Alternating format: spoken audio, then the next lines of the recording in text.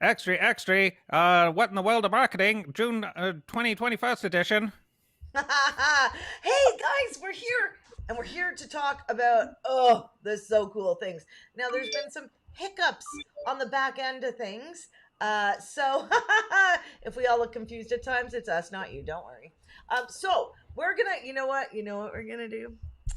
We're gonna put Rena on the spot here. Rena, let's go with social first. Ha! Over to you. Okay.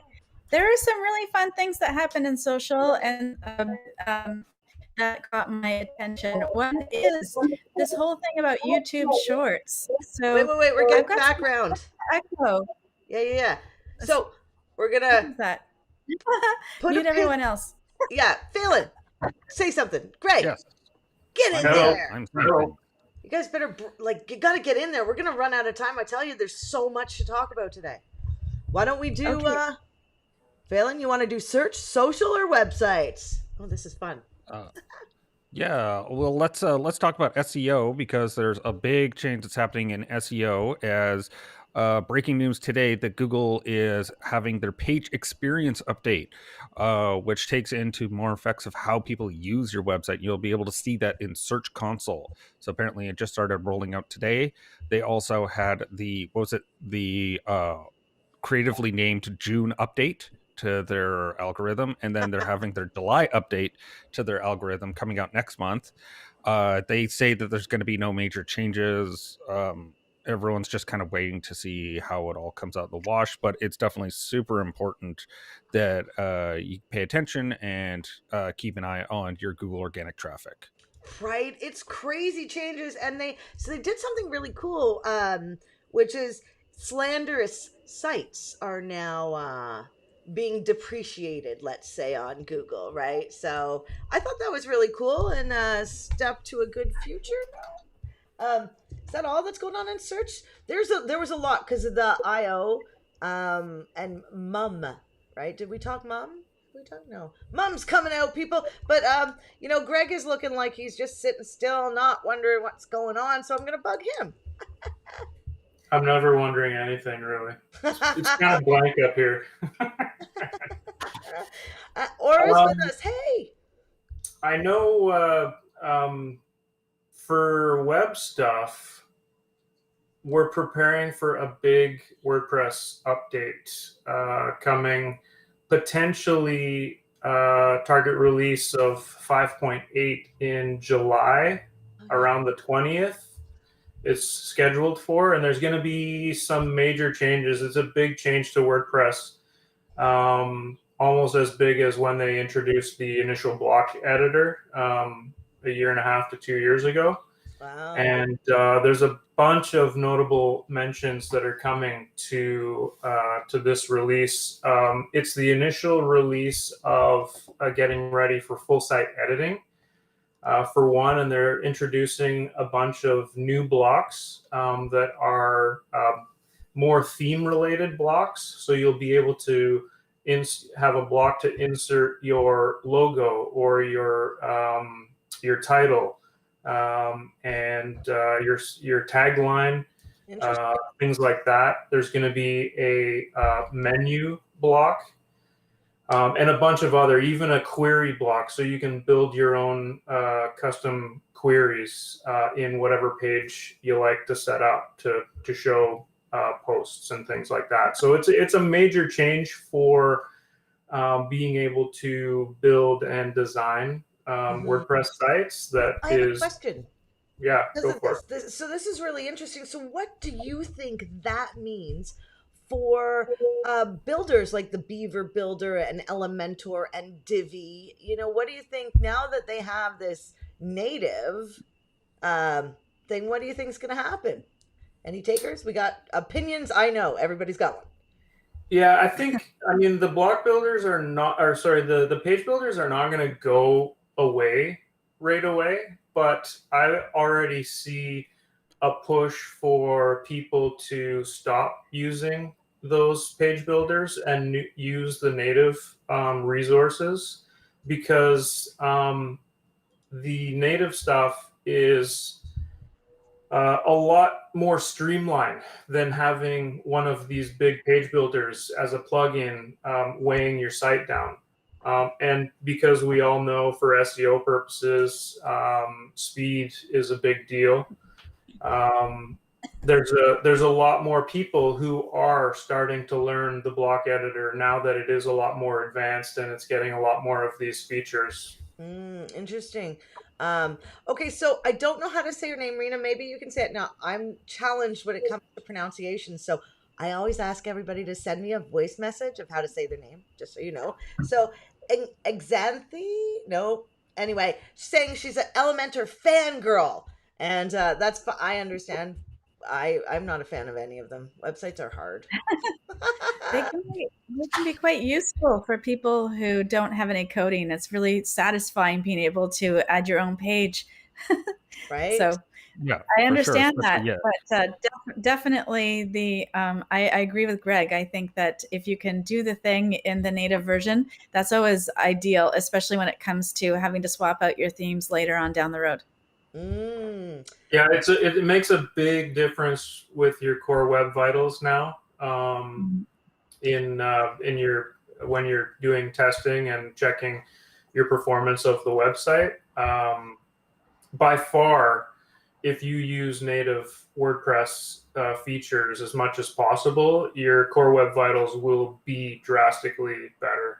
Phelan and I read something recently, and it was weird. I was like, did that guy just say that? And it was about he got rid of Elementor, and his web vitals went like shooting up in the positive. Exactly. That was pretty close. My pronunciation's pretty good. So a lot in the web world. I mean, we know. I mean, can I just run through a couple more things that are? I suppose. To this tick, really quick. I mean, we're only 11:06. We got plenty of time. Plenty of time. We're gonna have a new global color palette introduced. So you can define your global style color styles and be able to have access to all of that within the blocks, so you can keep the theme basically looking good throughout everything. There's going to be page templates, so you'll be able to create page templates so that you can just create that in the editor and choose which page template you'd like to use on any given page or post. I know Rena will probably get excited about that one because last week, I think it was last week, we talked about exactly. We did. So, I'm so excited. So you'll be able to create your own templates and then specify which one you'd want to use on whatever blog or page that you create. You guys, there's going to be widgets are basically going to be built with the page builder blocks now instead of the old way.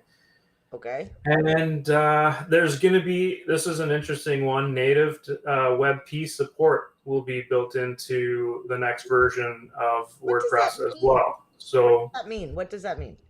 Well, to date, WebP has not been a supported image on WordPress. Like when you upload an image on WordPress, it knows you're uploading a JPEG or a GIF or whatever. And so when you uploaded the file type WebP, it didn't know what it was. You could install a plugin to be able to have it recognize that. But this version of WordPress, you will be able to actually just upload your WebP images and use them like you do all other images on your site. So it'll be supported. Be careful because about telling people to do that, just because they're great and they're lighter and they're going to be awesome for SEO. But if you're on anything other than Chrome, you can't see those images, right? That's not true. No, there is more wide support for it, but yes, there are some browsers that still don't. But it's not only Chrome. There's Safari, Chrome, Firefox. Older versions of IE don't. Edge, I'm not sure, but there's a chart. Edge does. Edge, it's basically, because Edge is now built on Chromium, which is the foundation for Firefox and Chrome. They all have the same updates because they all work on the same core, like fundamentals of how their browser works. Yeah. But So and does Safari, that WebP support is we can reach out to them and they'll fix broken things? No. Oh, damn it. No. yeah, it's also can't like, yeah, it's twofold, that it's not only the browsers need to be able to know what the file type is, and also that your system, like your WordPresses, your Shopify's, your whatever your CMS is, also needs to be able to recognize the file. So it's just enabling, WordPress to have access to this more natively than having to do it like a kind of jerry-rigged system. Interesting. Lots going on in the web world. Holy. Is Yeah, there there's a couple of others, but we can move on to. Well, I don't know. we can I make like talking about it, so well that's I'll go forever, but I need everybody else to have a chance here. Greg, but usually you're so quiet, so this is good. Because websites, I mean, not a lot of action happens. Yeah, that's why it was sort of fun for most of this to be, it's coming out. I have the beta and I'm testing in my development areas to see all of the stuff. So it's kind of a bigger, because I find things change in the web world, but not drastic stuff like this. Like this is a big update for WordPress. This is like our Google I/O. But for websites, that's pretty exciting. And I know there's some Shopify news that Shopify and Google are in a partnership, right, Phelan? Is that what's going on? Yeah, that came out of the Google I/O, is that they were going to build a deeper integration between the two and be able to do basically extending the Merchant Center account so that you can connect it to things like YouTube. My guess is that it's going to be something similar to how TikTok integrates Shopify, in that, like, you have a shirt, and then in the video, and then you can have a link that goes directly to the product page, and it's going to be more seamlessly integrated, just to help with people with their e-commerce experience. So it's going to be interesting to see how it that's just my guess based on what existing models are, but it's definitely going to be super important for people, especially content creators that have, like, using merchandising opportunities or influencers, that this will really help them. Influencers, that's exciting. Xanthia, I think that's how you say your name. You are not bombarding us. We love you here. You're so much fun, and that's why we do this. We can have a conversation, because other marketing people they're pretty cool. We share the same language, which I think is really fun. That's why I think we're all friends in this little 4-pack here. That's some interesting stuff with the Shopify. Rena, we're back to you with websites, and over to you, Rena. Right on. Okay, so I'm going to pick up where Phelan left off with the YouTube. I'm going to use that as a segue. Ooh. So they did some really fun things and weird things too. So they've added their thing called YouTube Shorts, which obviously is copying Stories. Yeah, and TikTok, because you can take people's content and do the kind of stitches or whatever it is. Oh, those are fun. Yeah, except for they just opted every single person into it, which is kind of weird, because YouTube has such copyright issues. They're constantly taking down videos that infringe on copyright.